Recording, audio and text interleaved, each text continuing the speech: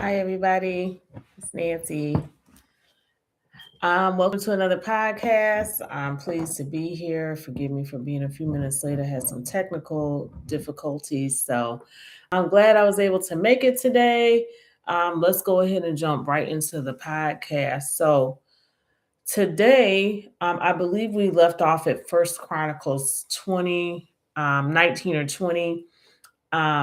Instead of me going forward, I want to backtrack a little bit. I did talk about on the last podcast how King Saul had attempted to kill King David at least 8 times, and he did not succeed.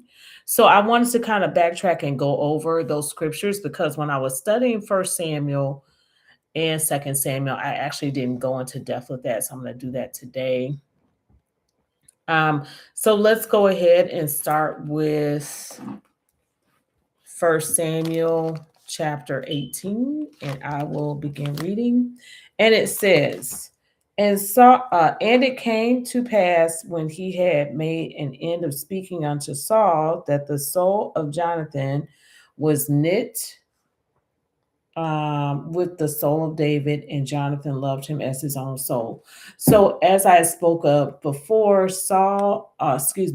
Jonathan, Prince Jonathan, was Saul's son, and he likely should have been next in line for kingship. However, we do know that Saul's lineage was cut off, and God had appointed David to be the next king over Israel.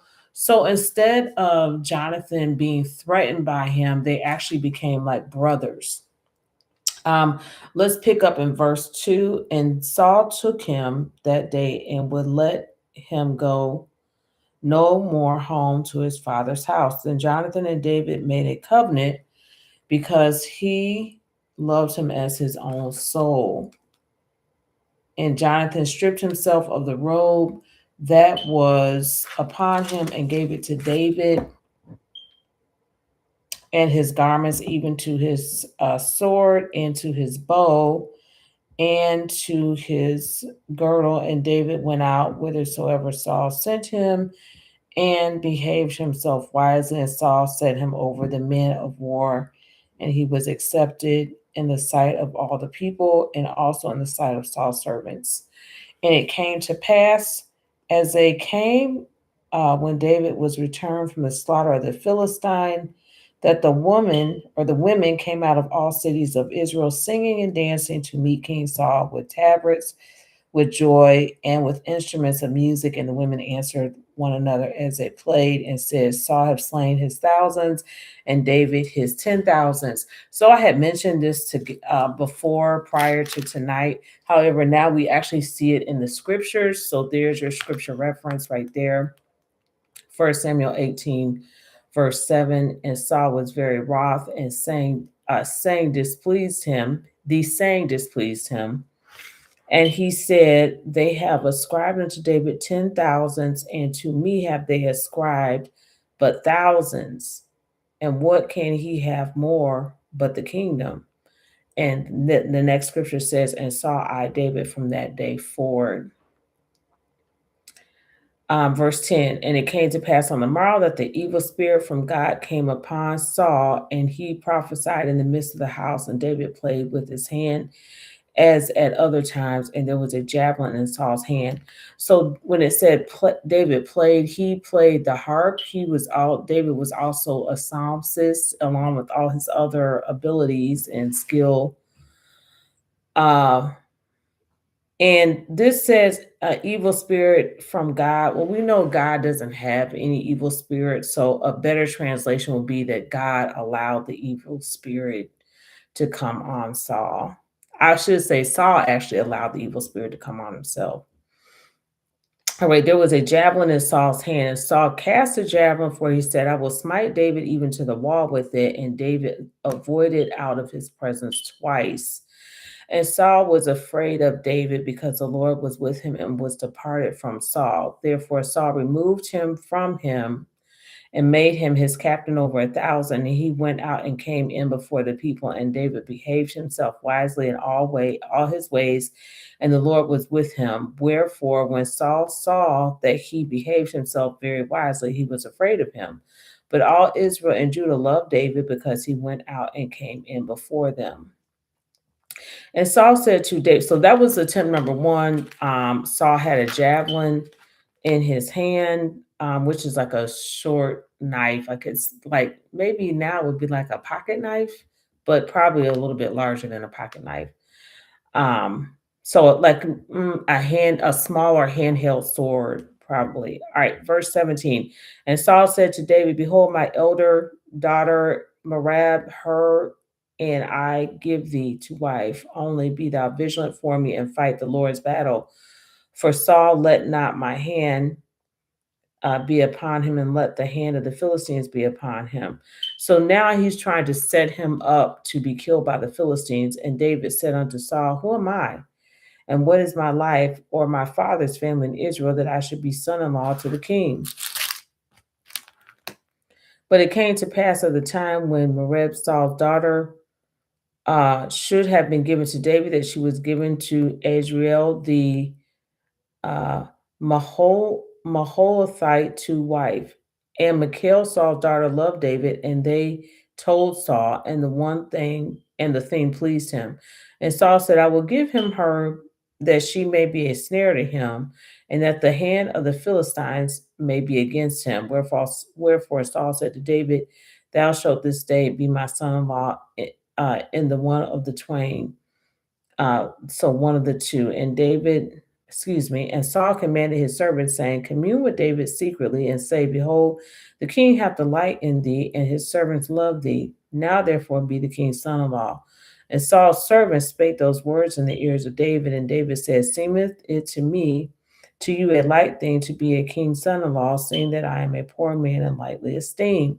So that means when it says he was lightly esteemed, remember that David's own father, Jesse, when it was time for all of the sons to be presented in front of, I believe it was either Samuel or Nathan, the prophet, that Jesse forgot all about David. And so it says he was lightly esteemed. One, because shepherds were not well esteemed or,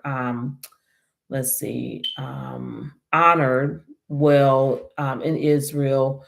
And two, because he was probably the youngest son from Jesse at the time. So let's keep reading. Verse 24, and the servants of Saul told him, saying, on this manner spake David, and Saul said, thus shall ye say to David, the king desireth not any dowry, but 100 foreskins of the Philistines to be avenged of the king's enemies. But Saul thought to make David fall by the hand of the Philistines. So here we see this is attempt, I believe, number 3. He tried to stab him with the javelin twice. That didn't work. Now he's trying to have the Philistines kill David so that Saul's hands will not be, blood will not be upon, David's blood will not be upon Saul's hands. Verse 26, and when his servants told David these things, it pleased David well to be the king's son-in-law, and the days were not expired. Wherefore David arose and went, he and his men, and slew of the Philistines 200 men. And David brought their foreskins, and they gave them in full tale to the king, that he might be the king's son-in-law. And Saul gave him Michal his daughter to wife. And Saul saw and knew that the Lord was with David, and that Michal, Saul's daughter, loved him. And Saul was yet the more afraid of David, and Saul became David's enemy continually. Then the princes of the Philistines went forth, and it came to pass after they went forth that David behaved himself more wisely than all the servants of Saul, so that his name was much set by. So that was attempt number 3. Chapter 19, verse 1 says, and Saul spake to Jonathan his son and to all his servants that they should kill David. So here's attempt number 4. Now he's trying to get the servants Saul's servants to kill David. So he just like totally lost his mind over this man. Um, Verse 2, but Jonathan, Saul's son, delighted much in David, and Jonathan told David, saying, Saul, my father, seeks to kill thee. Now, therefore, I pray thee, take heed to thyself until the morning, and abide in a secret place, and hide thyself. And I will go out and stand beside my father in the field where thou art, and I will commune with my father of thee, and what I see, that I will tell thee.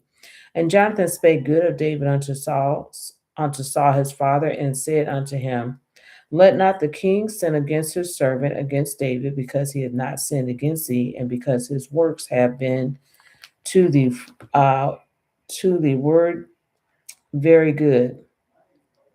Yeah, I get caught up on the list of within English sometimes too. I'm like the word. That's another one that I had one word I have not seen very often. Verse 5, and he put his life in his hand and slew the Philistine, and the Lord wrought a great salvation for all Israel. Thou sawest it and did rejoice. Wherefore then wilt thou sin against innocent blood to slay David without a cause? And Saul hearkened unto the voice of Jonathan, and Saul sware, As the Lord liveth, he shall not be slain. And Jonathan called David, and Jonathan showed him all those things. And Jonathan brought David to Saul, and he was in his presence as in times past. And there was war again, and David went out and fought with the Philistines and slew them with a great slaughter, and they fled from him. And the evil spirit from the Lord was upon Saul, as he sat in his house with his javelin in his hand, and David played with his hand. And Saul sought to smite David even to the wall with the javelin, but he slipped away out of his presence, and he smote the javelin into the wall, and David fled and escaped that night. That's attempt number 5. Saul also sent messengers unto David's house to watch him and to slay him in the morning. And Michal, David's wife, told him, saying, If thou save not thy life tonight, tomorrow thou wilt be slain. So that was attempt number 6. So Michal let David through a window, and he went and fled and escaped. And Michal took an image and laid it in the bed, and put a pillow of goat's hair for his bolster, and covered it with a cloth. And when Saul sent messengers to take David, she said, He is sick. And Saul sent the messenger again to see David, saying, Bring him up to me in the bed, that I might slay him. And when the messengers were come,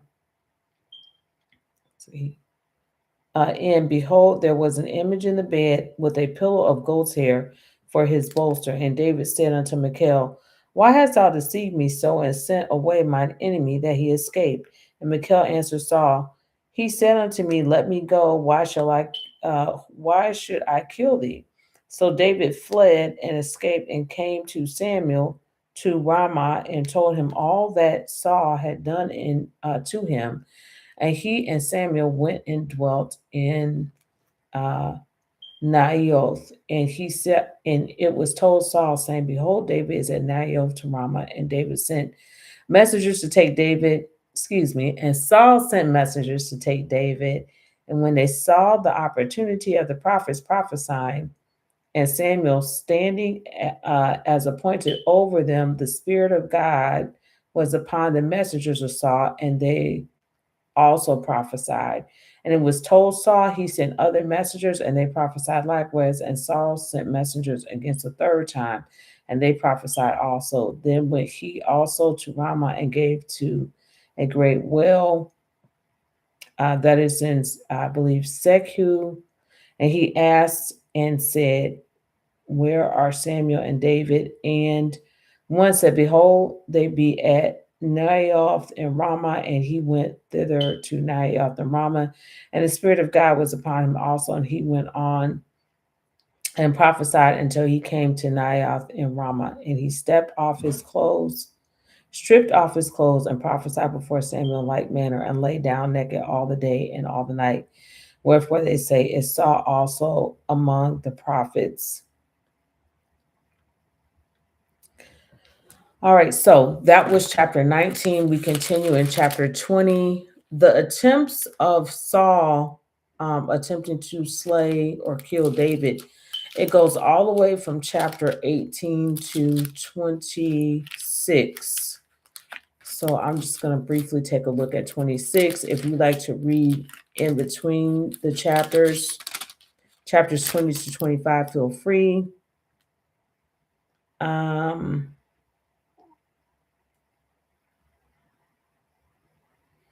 We already know that Saul was not successful in his attempts to kill King David.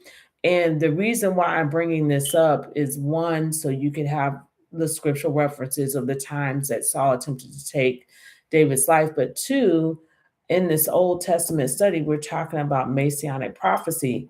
So, King David, one of the reasons why he is my favorite character in the Old Testament is because he foreshadows Jesus. We know that the Pharisees and Sadducees actually there were about 26 attempts, I believe, that they attempted to kill Jesus and they could not.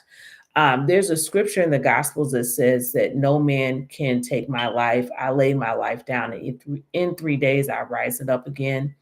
So that just goes to show you that um, no one killed Jesus. It was part of God's redemptive plan that when Adam sinned, Jesus had to send what Jesus is sometimes called the second Adam to redeem mankind. Um, so that is one of the reasons why I'm talking about this right now. And as I look at chapter 26, we just continue to see how Saul had set up ambushments to try to take King David out. He was not successful. This we see this played out again in the Gospels, where several times the Sadducees and Pharisees attempted to, or the religious sect of that day attempted to kill Jesus, and they could not. Because just like God was with David, God, of course, was with Jesus, since Jesus is his beloved son, in whom he was well pleased, and God is with you and I. So that's I'm going to finish the study there. Like I said, if you would like to read chapters 20 through 26 on your own to look at the other attempts, feel free. And we will more than likely pick up with the First Chronicles study on Saturday. Until then, everybody have a blessed day. Bye.